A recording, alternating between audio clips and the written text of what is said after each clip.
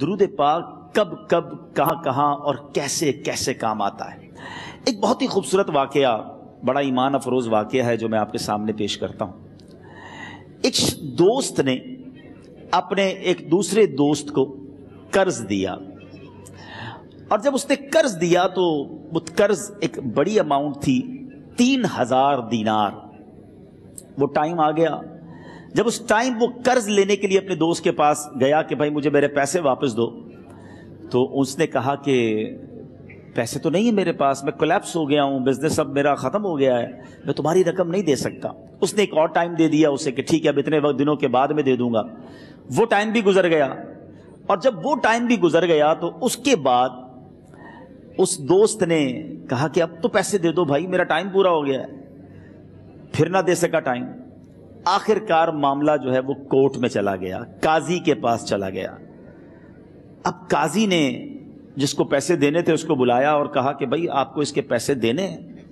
کہتا ہے ہاں پیسے تو دینے ہیں۔ تو کہا پھر دیتے کیوں نہیں ہو؟ کہا پیسے ہیں ہی نہیں، کاروبار ہی ختم ہو گیا ہے، قرضہ تو لیا تھا، اب میرے پاس بچا ہی کچھ نہیں ہے۔ تو کہا اچھا اب یہ بتاؤ کہ کب دو گے، کیسے دو گے؟ اس نے کہا بس میرے پاس پیسے ہی نہیں ہیں۔ تو کہا اب تمہارے پاس 30 دن کا ٹائم ہے، 30 ڈیز میں یا تو اس کے پیسے لوٹا دو یا 30 دن کے بعد تمہیں قید کر دیا جائے گا۔ یہ شخص اب گھر آیا، پیسے تو تھے نہیں، مگر شاید علماء نے لکھا کتابوں میں، یہ واقعہ کئی بڑی بڑی کتابوں میں لکھا اور درود پاک کے فضائل کی بڑی بڑی کتابوں میں لکھا، اور اس شخص نے سوچا کہ اس نے ایک حدیث پاک پڑھی ہوئی تھی کہ جس میں یہ نبی پاک علیہ الصلوۃ والسلام نے فرمایا ہے، جس کا مضمون ہے کہ جو شخص پریشان ہو، مصیبت زدہ ہو، اسے چاہیے کہ مجھ پر کثرت سے درود پاک پڑھے، کیونکہ درود پڑھنا مصیبتوں اور پریشانیوں کو لے جاتا ہے۔ اب اس عاشق رسول نے سوچا اور تو کچھ ہے نہیں، اب میں درود پاک پڑھنا شروع کرتا ہوں۔ صبح سے لے کر شام تک وہ درود پاک پڑھنے لگ گیا۔ 27 دن گزر گئے، only 3 days left، 3 دن باقی تھے قاضی کے پاس جانے میں۔ 27 دن گزر گئے درود پڑھتے پڑھتے۔ جب 28ویں رات آئی تو آنکھیں تو بند ہوئیں، مگر خواب میں اسے ایک آواز آئی، گھبراؤ نہیں، تمہارا قرضہ ادا کر دیا جائے گا، تمہارا مسئلہ سالو ہو جائے گا۔ صبح اٹھتا ہے، درود پاک پڑھ رہا ہے، مگر کہتا ہے یہ آواز سے تو مسئلہ حل نہیں ہوگا، پیغام کیا ہے اسے سمجھ نہ آیا۔ 28واں دن گزر گیا، 29ویں رات آ گئی، مگر اب آنکھیں بند ہوئیں اور قسمت جاگ اٹھی۔ نبی پاک صاحب لولاک صلی اللہ تعالیٰ علیہ وسلم خواب میں تشریف لائے، اور پیارے آقا صلی اللہ تعالیٰ علیہ وسلم نے فرمایا گھبراؤ نہیں، علی بن عیسیٰ وزیر کے پاس جاؤ، وہ تمہارا قرضہ ادا کر دے گا۔ اب یہ عاشق رسول صبح اٹھا تو ویری فریش، حشاش بشاش کہ اب تو کام ہو گیا، نبی پاک نے خواب میں آ کر بشارت دی ہے۔ مگر پھر ذہن میں سوال آیا کہ علی بن عیسیٰ کے پاس جاؤں گا تو ثبوت کیا ہے، پروف کیا ہوگا؟ میں جا کر اس کو کہوں گا کہ میرا قرضہ دے دو تو ایسے تو قرضہ نہیں دے دینا، اور میں نے اس کو کہا کہ مجھے نبی پاک نے خواب میں کہا ہے، اور اس نے اگر مجھ سے کوئی نشانی مانگی تو میں نشانی کیا دوں گا؟ آخری دن تھا، 29واں دن تھا، وہ بھی درود پڑھتے پڑھتے گزر گیا۔ 30th نائٹ آ گئی، صبح وہ دن ہے جب عدالت میں جانا ہے۔ اب اس رات پھر نبی پاک علیہ الصلوۃ والسلام خواب میں تشریف لائے، اور آقا علیہ الصلوۃ والسلام نے فرمایا کہ علی بن عیسیٰ وزیر کے پاس جاؤ، وہ تمہارا قرض ادا کر دے گا۔ کہ حضور چلا تو جاؤں گا، لیکن اگر وزیر نے مجھ سے کوئی نشانی طلب کی تو میں کیا جواب دوں گا؟ پیارے آقا علیہ الصلوۃ والسلام نے کمال کا ارشاد فرمایا کہ علی بن عیسیٰ سے کہنا کہ تم روزانہ فجر کی نماز کے بعد 5000 بار درود پاک پڑھتے ہو، یہ راز فقط تم جانتے ہو اور تمہارا رب جانتا ہے۔ اب یہ جب صبح اٹھا تو ایک نشانی بھی مل چکی تھی۔ عدالت میں جانے سے پہلے وزیر کے دربار میں پہنچ گیا، اسے یہ ڈر تھا کہ آج پیسے نہ لوٹائے تو سزا ہو سکتی ہے۔ جب وزیر کے دربار میں پہنچا تو وزیر اپنے مشیروں کے ساتھ بیٹھا تھا۔ کہا مجھے آپ سے بات کرنی ہے۔ کہا بتاؤ کیا بات کرنی ہے؟ کہا میں ایک پیغام لایا ہوں آپ کے لیے۔ اچھا کس کا پیغام لائے ہو؟ کہا میں نبی پاک جناب محمد مصطفیٰ صلی اللہ تعالیٰ علیہ وسلم کا پیغام لایا ہوں۔ وہ عاشق رسول وزیر تھا، کہتا بتاؤ میرے آقا نے کیا پیغام دیا ہے؟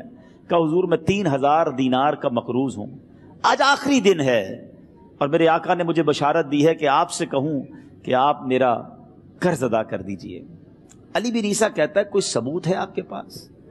ہے کوئی دلیل بھی ہے آپ کے پاس؟ میں کیسے مان لوں کہ آپ کو نبی پاک علیہ الصلوۃ والسلام نے بھیجا ہے؟ عاشق رسول کہتا ہے خالی ہاتھ نہیں آیا، میرے آقا نے مجھے دلیل بھی عطا فرمائی ہے، مجھے ایک ایویڈنس بھی دیا ہے، اور پروف یہ ہے حضور کہ آپ روزانہ صبح فجر کی نماز کے بعد نبی پاک صلی اللہ تعالی علیہ وسلم کی بارگاہ میں درود و سلام کا نذرانہ پیش کرتے ہیں۔ جب تک 5000 کا عدد پورا نہیں ہوتا آپ اس وقت تک کسی اور سے بات نہیں کرتے، اور اے وزیر صاحب یہ رات صرف آپ کو پتا ہے اور آپ کا رب جانتا ہے۔ اللہ اکبر! وہ وزیر تو جس کو کہے نا جھوم اٹھا، ایسا عاشق رسول وزیر تھا جو روزانہ صبح 5000 درود پڑھتا ہو، اس کی تو عید ہو گئی نا۔ وہ کہتا ہے مرحبا یا رسول اللہ، میرے آقا نے میرے درود قبول کر لیے، اس سے بڑھ کر میرے لیے سعادت کیا ہوگی۔ اب یہ وزیر اپنے سیٹ سے اٹھتا ہے، اپنے کمرے میں جاتا ہے، تھوڑی دیر بعد واپس آ کر اس عاشق رسول کے ہاتھ میں 3000 دینار رکھ کر کہتا ہے حضور پہلے 3000 دینار تو نبی پاک کا حکم کی میں ادب سے بجا لاتا ہوں، میرے آقا نے جو حکم فرمایا یہ 3000 دینار آپ کو پیش کرتا ہوں، حضور ایک اور 3000 دینار لیجئے۔ میرے گھر آپ آئے، اتنی اچھی خبر سنائی، آپ نے قدم رنجا فرمایا، یہ 3000 اس کا نذرانہ ہے، اور ایسا کیجئے 3000 اور لیجئے، اس سے اپنے بچوں کے لیے کچھ چھوٹا موٹا کام شروع کیجئے اور ایک وعدہ کر کے جائیے، آج کے بعد زندگی میں آپ کو جب بھی کوئی کام پڑے میں آپ کا بھائی ہوں، مجھے یہ خدمت کا موقع دیجئے گا۔